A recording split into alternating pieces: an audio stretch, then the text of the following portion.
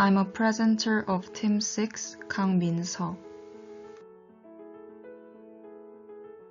Let's begin with the topic of this week. This figure represents one floor of the Absolute World Tower. The Absolute World Tower has a structure in which the balcony wraps around the entire building. This week, we will talk about the structure of the balcony and how to solve the thermal efficiency problem. First, let's begin with the thermal efficiency issues. There are horizontal and vertical flow of heat. First of all, let's talk about the horizontal heat transfer. There is an external balcony slab and also the internal floor slab. Between the external balcony slab and the internal floor slab, the horizontal heat transfer occurs. The method that prevents the horizontal heat transfer is thermal break. Thus, we can notice that the horizontal flow of heat can be adjusted by a thermal break. How does the thermal break specifically control the flow of horizontal heat? In the case of the Absolute World Towers, the balcony encloses the whole floor, so the balcony is exposed to outdoor. Thus, the balcony is directly affected by the climate. Directly affected by external climate conditions, two problems occur: the heat loss problem and the condensation and mold problem. If the temperature of an external balcony slab decreases due to the outside temperature decrease, the internal floor slab also decreases, resulting in heat loss. Besides the heat loss, condensation and mold problem also takes place.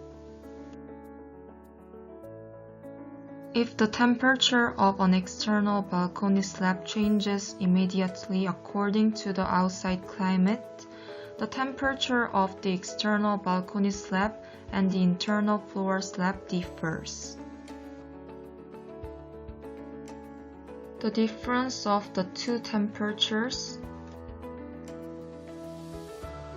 result in the dew condensation and eventually the mold occurs.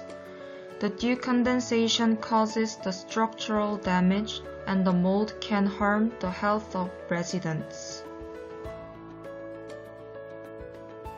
It is a thermal break that can deal with these problems. Thermal break is a structure in which a reinforcement that connects the external balcony slab and the internal floor slab with a thermal insulation in the middle. To take a quick look at the construction process of the thermal break, firstly, we place the thermal break in the external balcony slab mold to the joint with the internal floor slab, pour concrete, and then complete the external balcony slab module. We take this module to the internal floor slab work site, place it in the joint, and pour concrete into the internal floor slab mold. This causes the rebar in the thermal break to double connect the two slabs. The thermal break enables insulation between the two slabs, thereby increasing the thermal efficiency in the horizontal direction. If this happens, we can solve both the aforementioned heat loss problem and condensation and mold problem.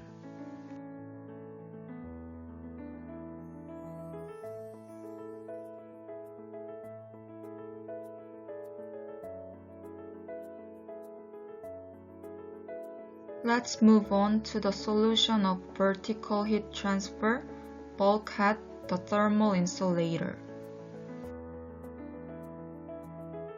In the case of protruded balconies, vertical heat transfer occurs between the upper and lower floors. The building has two typical lines, different at each floor. The slab line determines the overall appearance of the building. The window line determines the territory between internal livable space and balcony of cantilever structure.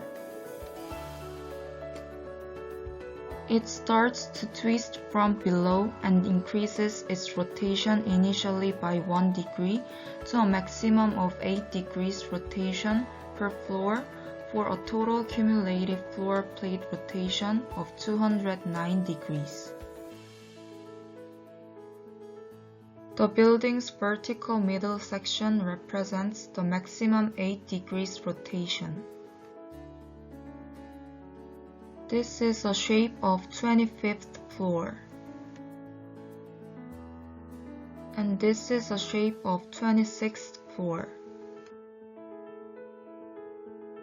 26th floor rotates 8 degrees from 25th floor, which is a maximum degrees of this building rotation. There is a non-overlapping space between the two floors. The non-overlapping space is directly connected to the outside and inside, and thermal insulator is required to prevent heat transfer, that is bulkhead. When the lower floor is protruded more than the upper floor, the outside air flows vertically into the inside. We need a thermal insulator to prevent heat from entering the indoor. In this situation, the lower floor is exposed to the outside. And also, the upper floor protrudes more than the lower floor. The insulator is attached to the ceiling inside and outside as shown in the picture. Generally, you can find out that the insulation is attached to each layer. So far, we have explored the solution of thermal efficiency issues caused by characteristic balconies, and from now on, let's talk about the structural problems. Before we talk about the structure of the balcony, as we mentioned before, our building is a flat plate structure. It is a type of architectural structure consisting of columns and slabs without beams, which are horizontal structural members connected to columns of vertical materials and supporting loads. The load generated by the slab is transferred directly to the floor through the column so that it falls to the ground. When the balcony is under the load, it resists the load like a cantilevered structure. If the load is applied as shown in the figure above, the balcony will sustain the load like a cantilevered structure. Let me explain the cantilever structure. When the uniform load acts on the cantilevered structure, the moment diagram of the cantilevered structure behaves as follows, and the maximum moment becomes the value shown in the picture. Let's compare it with the simple beam. The moment diagram of the simple beam behaves as follows, and the maximum moment becomes the value shown in the picture.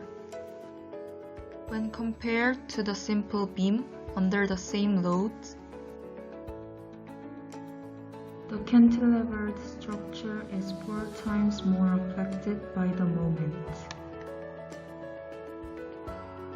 Therefore, in the case of the cantilever structure, more reinforcement is required. Although we mentioned the thermal brake earlier as one of the ways to improve thermal efficiency, it also serves as an additional load reinforcement in the cantilever structure, which needs more reinforcement.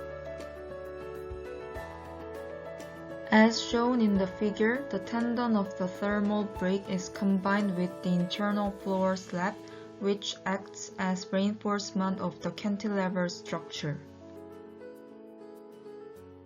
These are the references of this presentation.